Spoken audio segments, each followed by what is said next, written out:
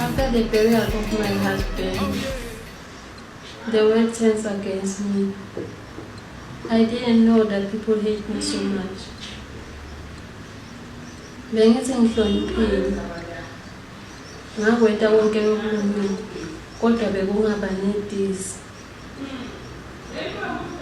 Emavikini lamathathu kayedlulile, bengicabanga ukuthi ibulala. Bekude ngisho namunye umuntu lobeyangilalela noma ngithi ngidlula ukuhlupheka kwami. Singani manje ngalokhu kuhle. Inkosi nawe ayinela dawule lomusi. Umkhuleko ungawuyekeli. Khake bangibona. Uphila kumphelele. Siwakude nabantu bangabazi. Ngabe kade ngihambela ngokuthula. Wakha.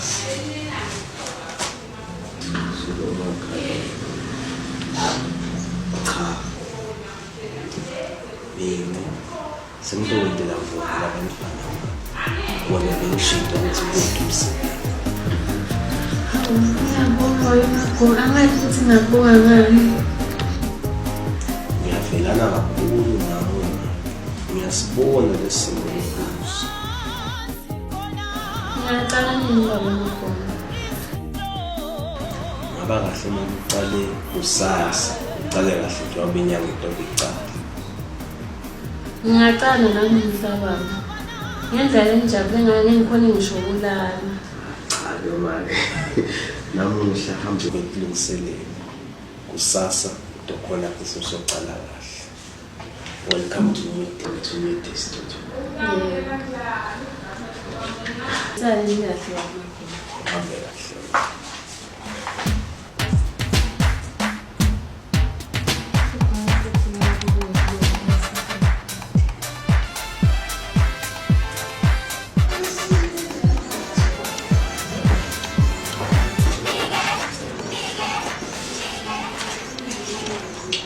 Good morning, ladies and gentlemen. This is Thandazile. She'll be joining the company today. She'll be our new designer. I hope you show the ropes of how things work in this company. Oh, hello, Thandazile. Welcome. My name is Tanzile. Thank you. As that said, I am rushing to a meeting. I'll be back at 2 o'clock. If you need me, you can leave everything on my desk. I'll be back. Hi, I'm here as I told you. Welcome to the hotel. Thank you for leaving. You can have a seat.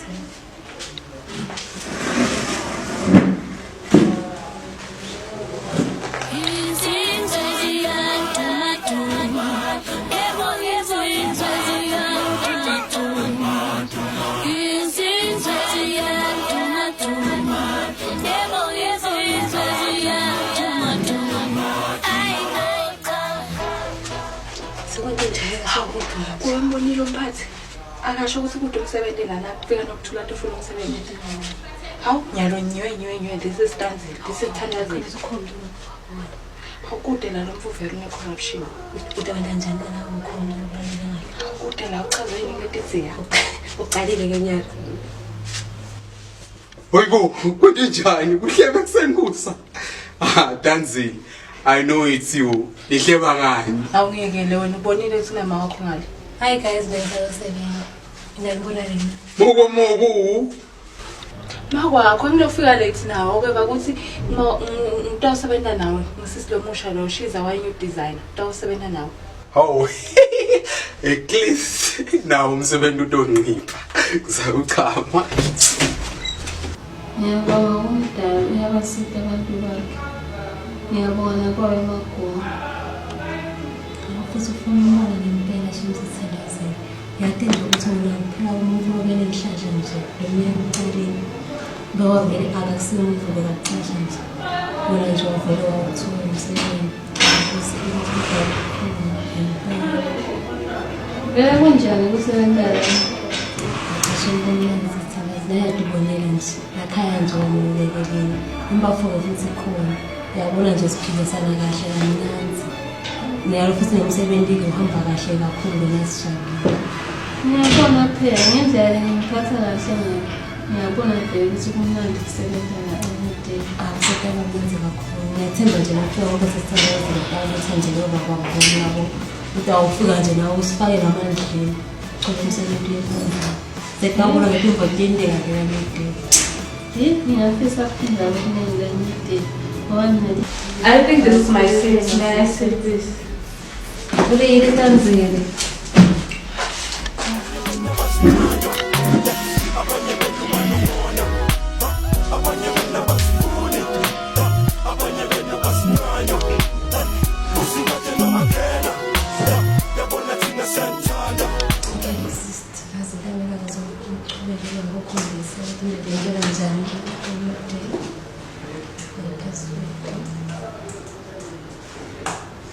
And another thing that I'm going to create an email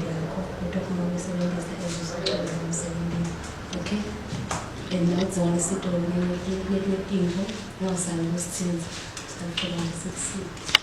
I feel welcome. I think you also need to change your dress code and try to be more formal.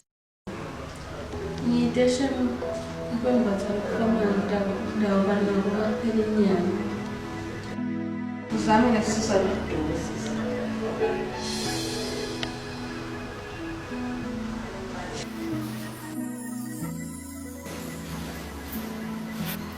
Bathi ngosebenta nawe. I'm very grateful Mamthandazile. Ngiyaphaphela ke mina. And I'm going to teach you some day's move to shake off stress when we're working under pressure and meeting deadlines. Do you have a laptop? Tanzile. Ngiyakuyenza kwaseyicala komcimbi. Saying nje sengihlala la. Enough. Uyafunza nini nje ukuphatha abantu? Yona saloni ngomuntu ongamadile ngimati uqala kumbona namuhla. Ephasi uyakwazi ukuthi uhlobo lomweni. Tanzile, kwende njani? Awuhlukane nami wena. Bengakade ixoxa. Awuthule wena, khuluma nawe. Umphathi uyayazi nje lemfundo yendaba. Ukuthumbile nje usukhuluma kanjeyana naThandazile. Tamela ngureport. Jude yakho lembe yendaba. Ethanga ngomuntu ongamadile ngimati uqala kumbona namuhla.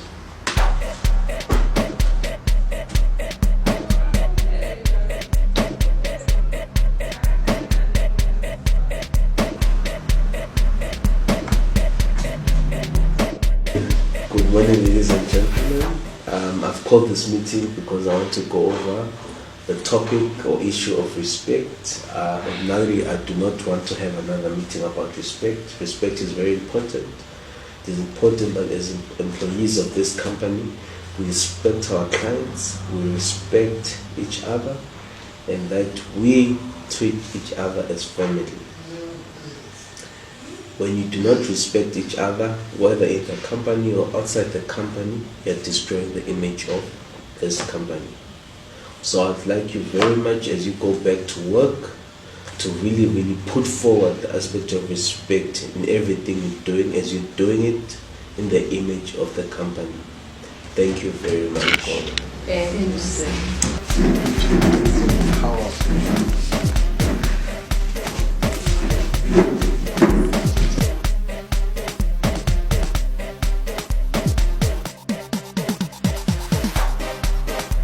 Yes, I'm dealing with it right now. After I'm done, I'll get back to you. You finish and then I'll call you back. Good morning, Tanzile. As you know, there is an issue that we need to discuss regarding your behavior that happened a couple of weeks ago, which has left the company in a very difficult position.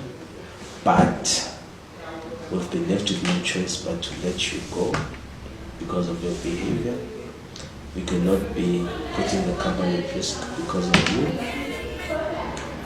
And with that said, I'm sorry for doing this, but I'll give you this form for you to sign. It's your termination letter, which also states that you should give everything that belongs to the company back to the company with the flag for it.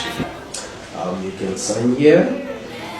And as a company, we also want to thank you for your efforts since day one. I'm truly sorry, sir. I didn't mean to disrespect the company. If you fire me now, I don't have nowhere else to go. Just like I have said, it's nothing personal, it's business. And I'm sorry about how you feel about it, but please, you can lead yourself out and you can go and pick your belongings. Good luck for the future.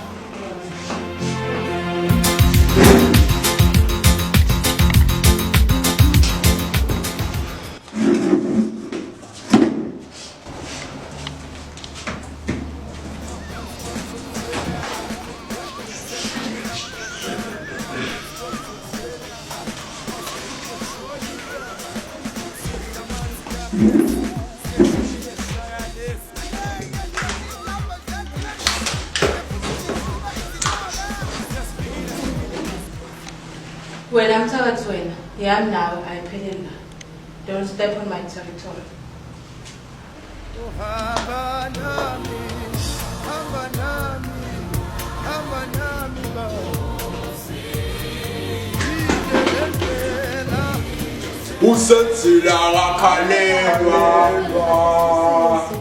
Don't call me Spusiso, call me Spuda. Yes, sir.